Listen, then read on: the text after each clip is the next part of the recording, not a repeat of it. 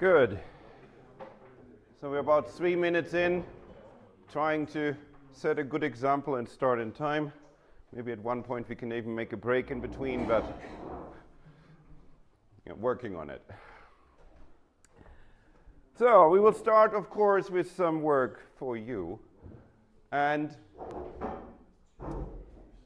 we want to think about how to talk in the Internet of Things, because there are different options. So you have done one way of talking already. What have you used? You all have been talking already in the Internet of Things. With what?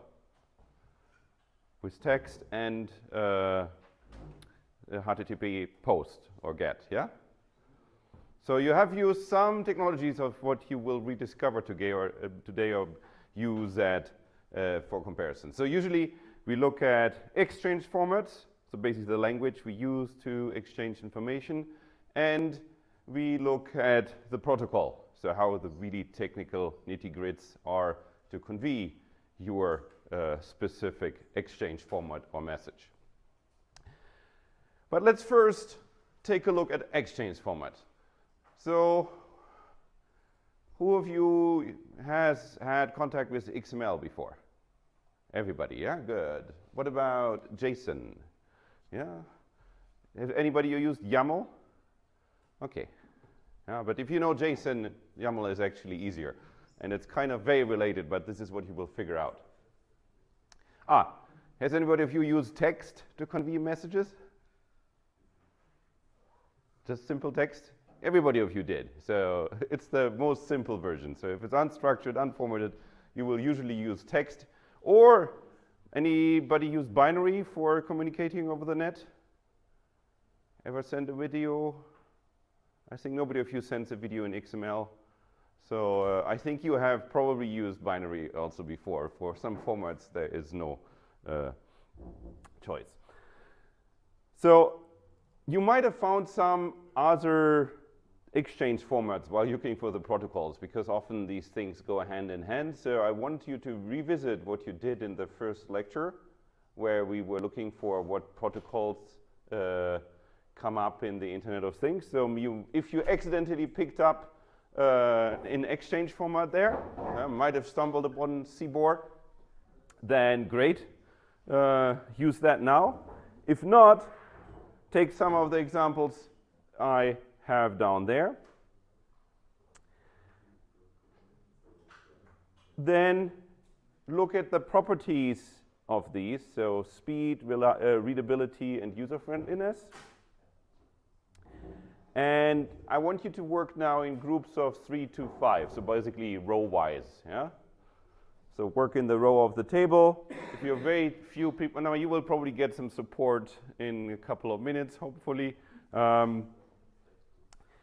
So if you're only 2 persons, you don't have to do all, or just work with the row behind you.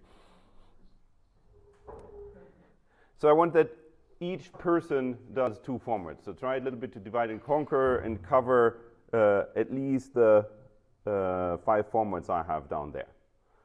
And then pick 2 advantages and disadvantages.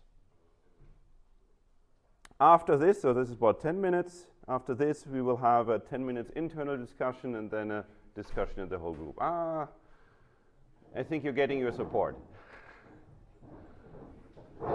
Maybe. You might have to take down the chairs over there and work with the 2 people here. We've started, well, you have to work, sorry, in my lecture, there's always a lot of work. And then we'll have the open discussion. So, first do a 1-minute, very quick broadcast if you find another protocol. So check your protocols, find another exchange format, because the exercise after this will actually be we look at the protocols. So start with just basically the data we are exchanging. If you don't find anything else, just stick to binary text, XML, JSON, YAML, and try to evenly distribute these over the group so that everybody can take a closer look at 2 of them. Yeah? And then we're measuring that in 10 minutes together. Is the idea clear? You could also work together, so just make sure that the distribution is okay. So that everybody does 2 protocols and that you cover all of the 5. Not the protocols, sorry, exchange formats. Protocols in the next exercise.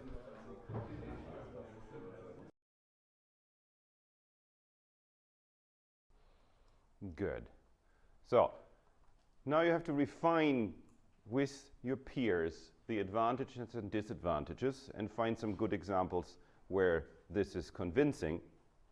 So basically, because after that you will discuss with me, so you have to convince me what are the best formats to speak Internet of Things. And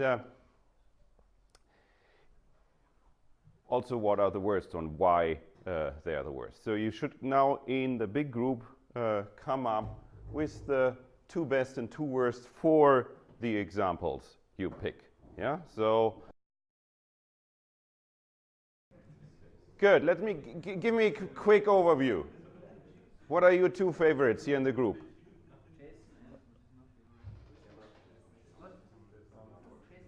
JSON and YAML. Okay, what are your 2 favorites?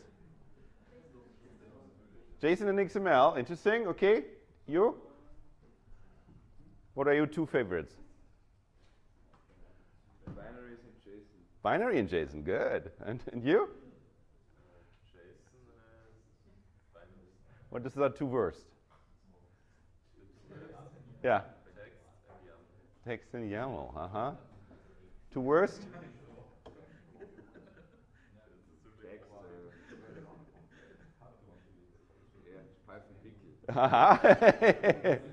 And here? Text only.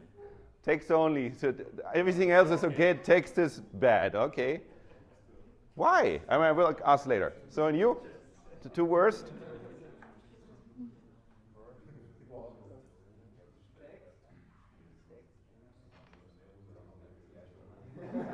Okay. These 2 groups said text. In which case is text a bad exchange format? So what is an example where you can show that text is bad? It was supposed to be a joke, but text is always bad when you need structure, especially objects.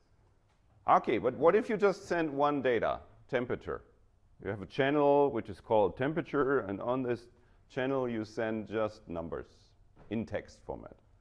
Is that a bad thing? No, I would say no. So I have made a kind of a little comparison here, sending some address data. So it would be probably nicer if I put a temperature thing there. But you see actually in the text, I have structure. I can, in plain text, you can have structure. What is the structuring element in my text? Comma. The comma, yeah? So you can now say, this is not pure text anymore because you use commas. But in principle, yeah, if we define specific meaning to, for example, curly brackets, we can structure text, but then we get into a different format. But, so imagine I'm always sending the address data this way. What's bad about that? So if I know exactly there's first, last name, first name, street address, city, state. What if some of the paths include, in some cases, comma? Then I just define that if there's a backslash comma, that this is then the comma. So, okay, other disadvantages. Forget about it. What if you live in Brasilia, where street addresses are completely different than normal street addresses? Because we don't have really streets, we have blocks and superquadras. But okay, would that work in JSON? What would be the advantage of putting an address data which is completely different in JSON? What would happen? What would you need to do? What would then happen with the system? Yeah. We can predefine the type of address and give other sort of address in the JSON file and can parse it like this way. What is the worst case that happens in JSON? So you have then this super quadra there. So nobody understands super quadra in the normal address scheme, but now you have kind of a thing tagged super quadra in JSON. Why is that a better case now than in the pure text version? Because it could be just ignored. The system wouldn't crash or so. Yeah, so there might be some tags missing, but still the machine would be able to get as much information out of the JSON that it knows. So JSON versus YAML. Why do some of you don't like YAML? Who were kind of the opponents of YAML? I think that somebody of you said YAML wasn't a good exchange format.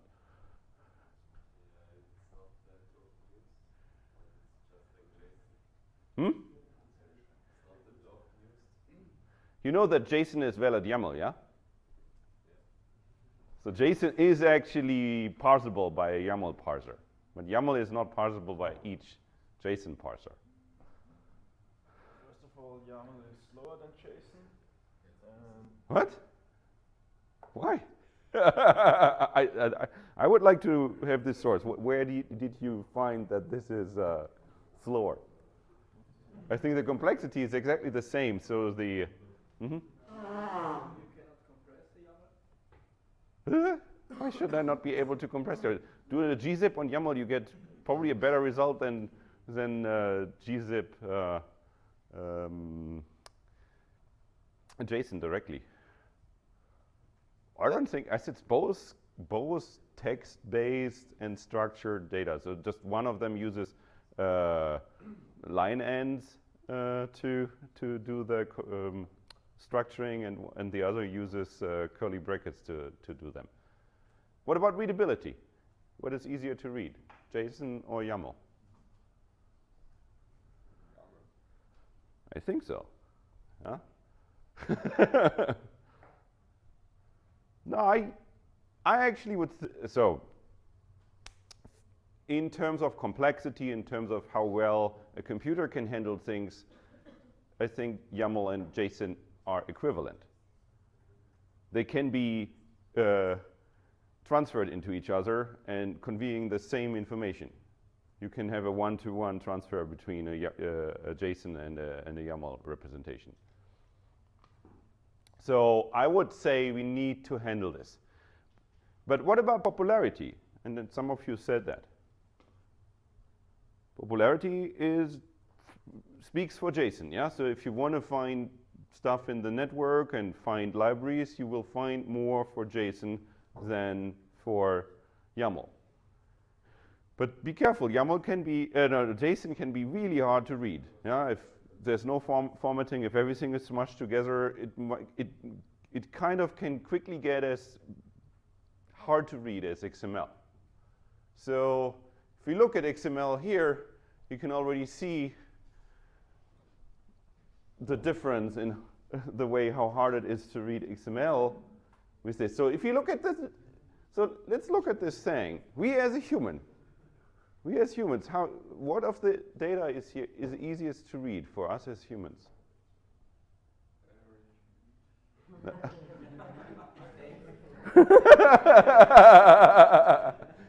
You want to take the hacker crown of today? Text, isn't it?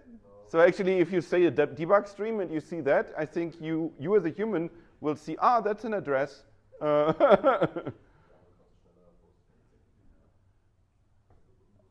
Yeah, and then I think so if you would rank it, it's probably text, YAML, JSON, XML, and binary, yeah? Would you agree with me?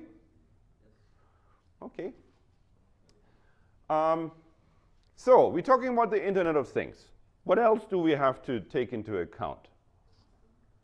So these are all these mini computers which are sending data around. We have networks that are really slow. What do we have to pay attention to?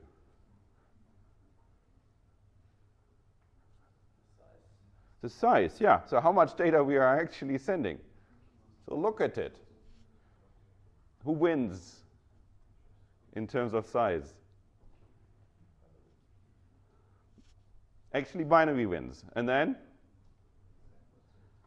Text. Pure text. And then we have kind of YAML and JSON in the same thing, and then a little while, and then we get XML, yeah?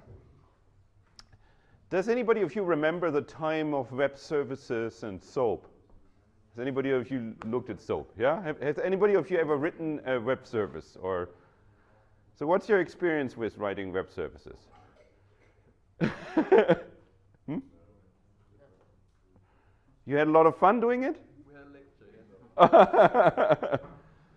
So that's why I am also a big fan of JSON, because JSON finally killed web services, because it was impossible to write web services. And in the area of cloud computing, Amazon and Google basically figured out that if you want to write an interface that people can send data to, it cannot be too complex.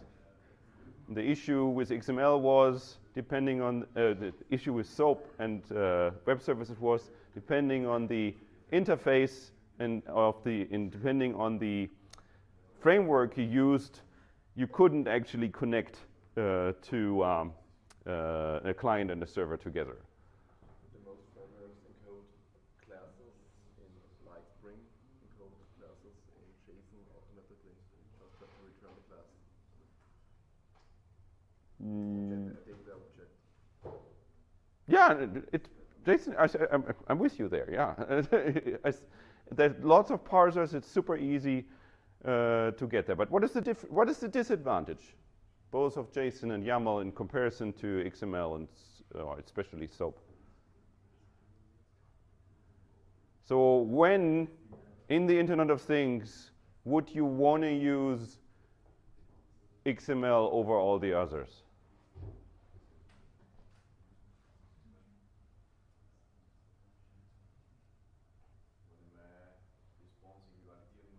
Hmm?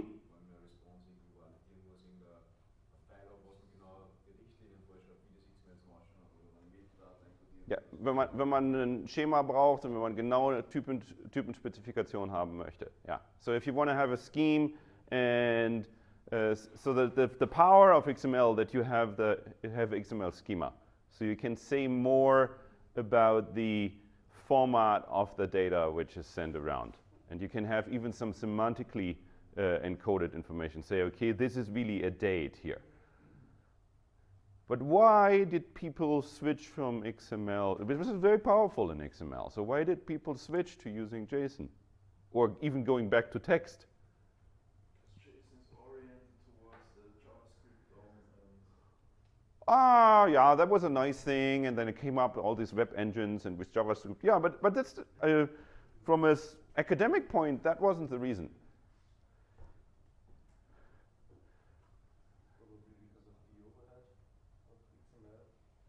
That was one reason, yes. And human readability.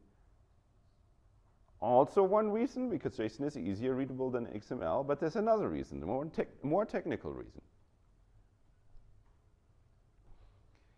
It was more, and it's very similar to JavaScript, it was more tolerant. Yeah, so you didn't, if you don't over-specify things, instead of giving big specifications, instead you give examples, stories, how you use this stuff. It's easier for developers to write clients for it.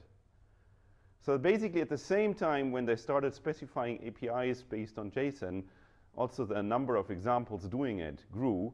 And instead of giving, okay, this needs to be especially formatted data, else it will not be accepted, it was more about like in JavaScript, okay, a date can have different formats. As long as I can parse it, I will accept this as a date. Yeah, so sometimes over-specifying things can decrease the community contributions and decrease the number of people who can use it. And with kind of the upcoming of the cloud, there were a lot of APIs people wanted to be used. And that was the big failure of XML and SOAP, because it was impossible to use the APIs. Yeah, so, and sometimes even a simple text exchange can be easier than using JSON. If I want to just send temperature around, it's enough to send this in text. When do I want to use binary?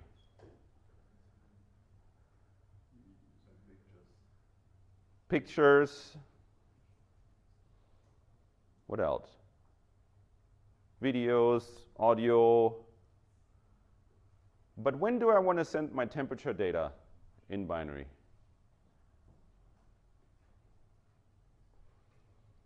I gave one of you this example. So imagine we have, this wind farm example. And so we have installed here in Hagenberg, we have installed 10,000 points measuring temperature data.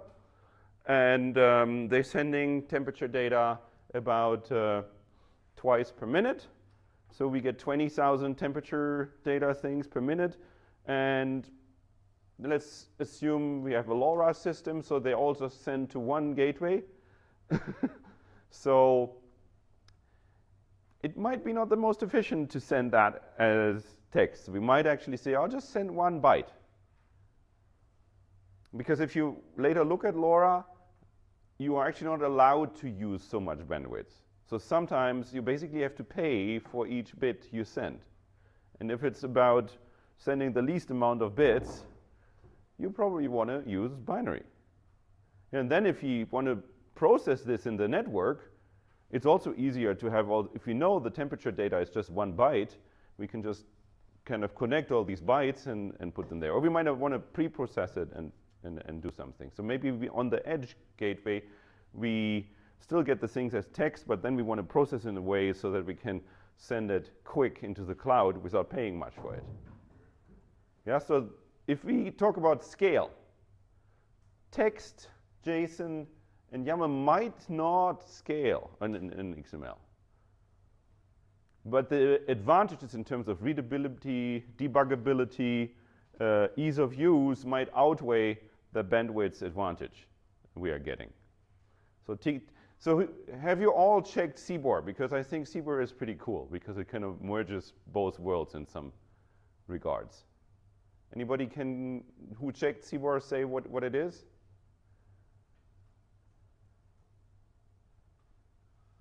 Some of you must have checked it. You said you looked at it. Yeah, it saves the data in key value pairs also. Yeah. So it's kind of a little bit like JSON, but has a specific way of compressing data in binary. So it's a much, much lower footprint. And it's a standard. So if one side speaks CBOR, the other, and you have another CBOR, then it's easy to communicate. However, what's the disadvantage? So basically we do JSON in binary, and this is basically like short JSON. Why wouldn't we use that? Why are we still using, text-based communication? For humans, exactly. So, but why is this so important? Why do we humans want to read the network traffic? What is the advantage? We're talking about machine-to-machine communication. Why do we humans have to understand the traffic?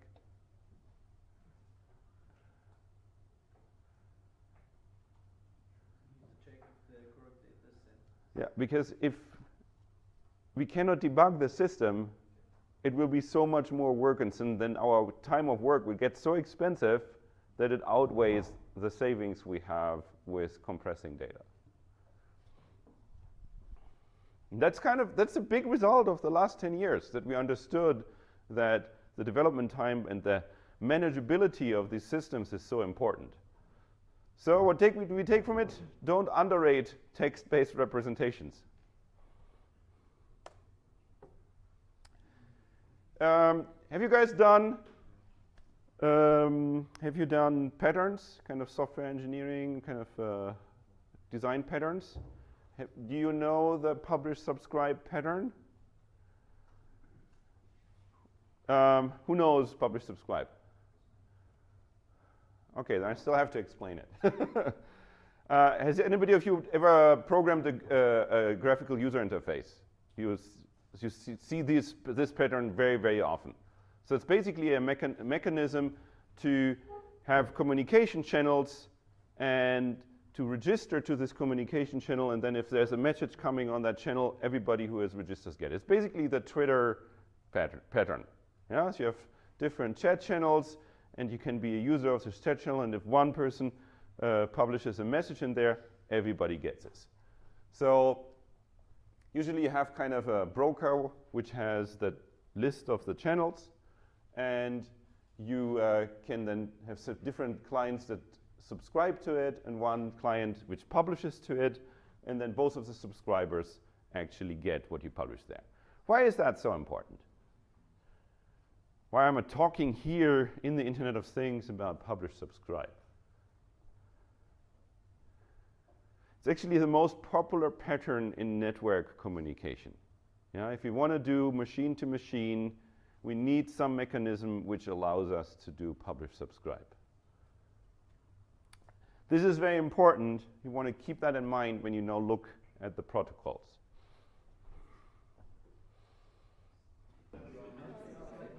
Okay, guys, please sit down. Let's continue.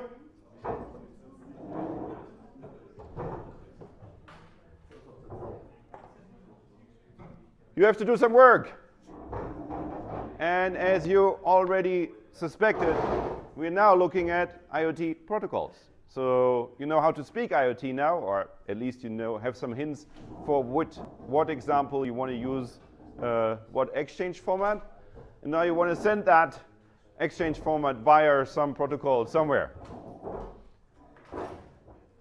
Maybe you have found some protocols because I asked you to look for protocols, so I hope now you have something in your lecture notes from the first time. Again, the same things. Actually, I give you 10 minutes here for the first one.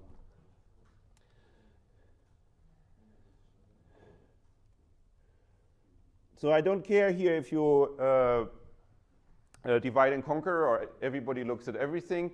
I think I would like that everybody looks at least at the co-op and MQTT, because that are the two things you will do in the lab today. But if you have others, like Bluetooth Low Energy, then please look at that one too. You might have found something else for how to send data around, maybe just a UDP-based protocol. There's, you might want to look, which is very popular in lights and arts, is OSC. So maybe you want to cover somehow also Bluetooth Low Energy and OSC in it. So 10 minutes, take a look at these and see where they are used. What are examples? What are devices that use it? What are companies that use these protocols in IoT?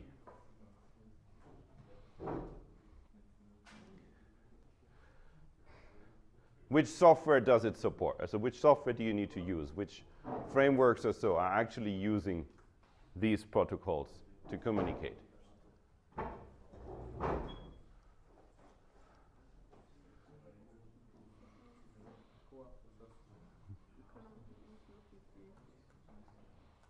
There's a very big furniture company which uses co-op for their home automation stuff, so you might want to stumble upon that one.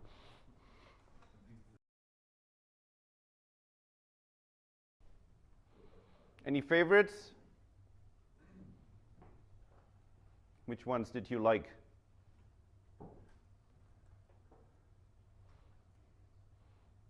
You don't like any of these. Has anybody of you used MQTT before? Has anybody an idea about where it is used?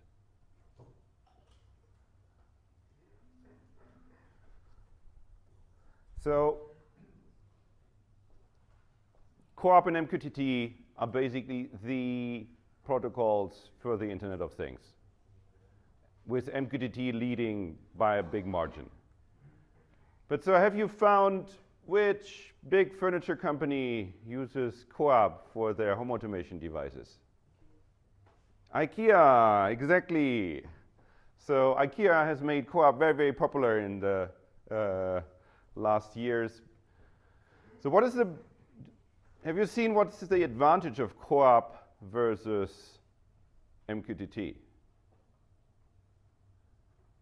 Especially if you compare to get and post, yeah? Co-op uses UDP by default. Mm-hmm. what is the advantage of using UDP versus TCP? You don't have to have a TCP connection all the time, and you don't have that much overhead. It might be faster, it might be have lower latency than TCP, so it might be reacting faster. However, UDP comes also with some disadvantages in terms of reliability. So if you have a Wi-Fi network, what would you prefer? Because it's UDP, but co-op has some reliability things, so it can actually resend things, so it kind of re-implements some of the layers of TCP. So what is else kind of in terms of the paradigm different between MQTT and co-op? Does co-op use publish subscribe?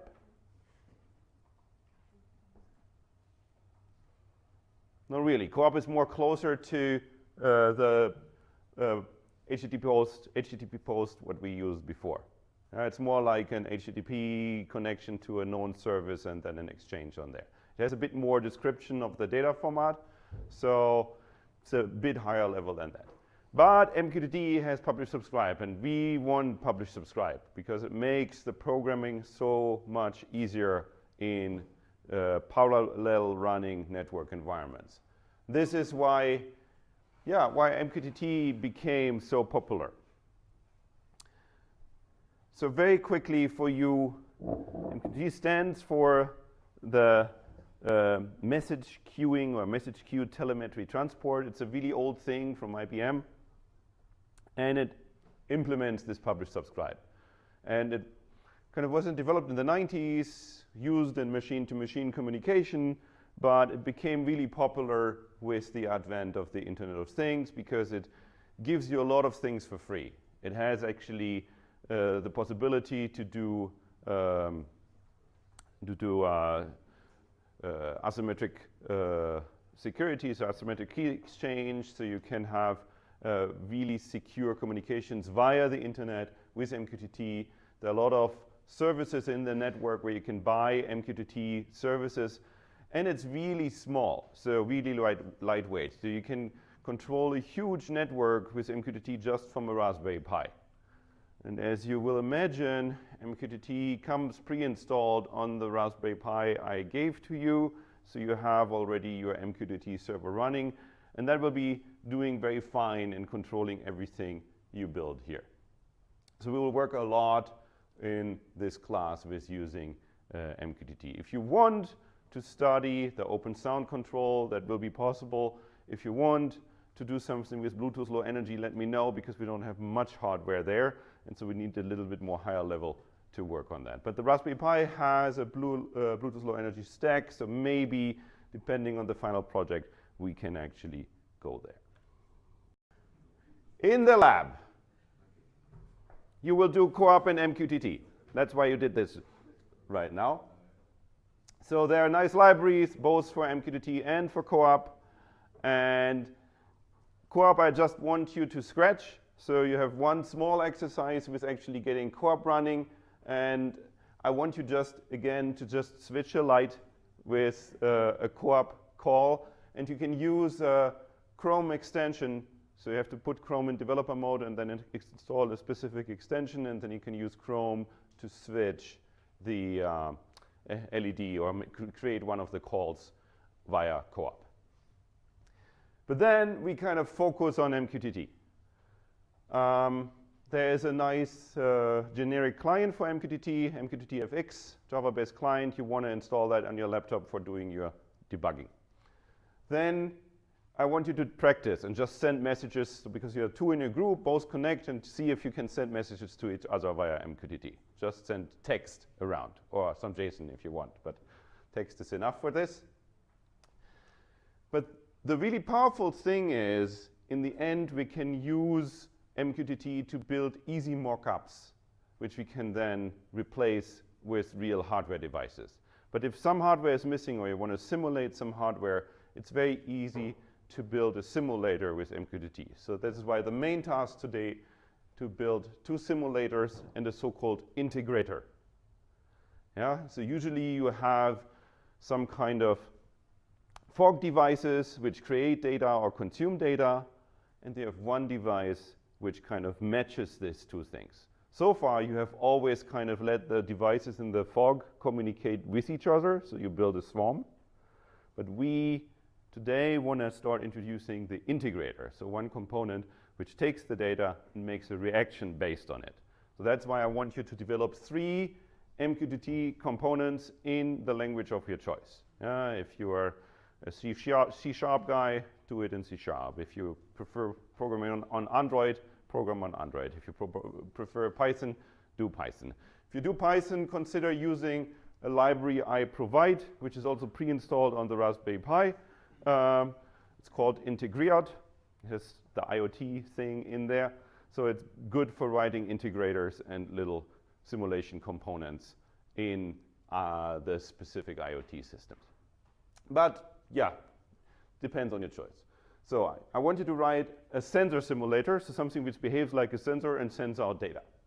Yeah, so you want actually a sensor simulator where you can say a start temperature and an end temperature, and then it should slowly, linearly walk its way up. And a time, so you give in 3 data points, and then it will kind of linear interpolate for it and slowly rise the heat. So you can actually simulate outside. The sun comes up the morning and it gets warmer outside with that. On a relay simulator, so relay switch, and so something which you can just switch on and off. Right? It could also be a lamp or a light simulator. So just something which just prints all the time its status, and if you send via MQTT turn on, it shows on, and if you send off, it shows turn off. And then I want something which kind of matches these two. Yeah, so one component which switches something on at a specific temperature, like an air conditioning controller. Yeah, so if the temperature gets too hot, the air conditioning should be switched on. Yeah, so these 3 components. So 4 things. And the 5th thing is you finish up what we have done so far, but again, this is very important that we get the MQTT stuff going today, because from today on, there will be a lot of MQTT happening. Maybe a little bit of co-op, so it's very interesting to kind of also see this as an alternative, especially if you ever want to use IKEA devices yourself.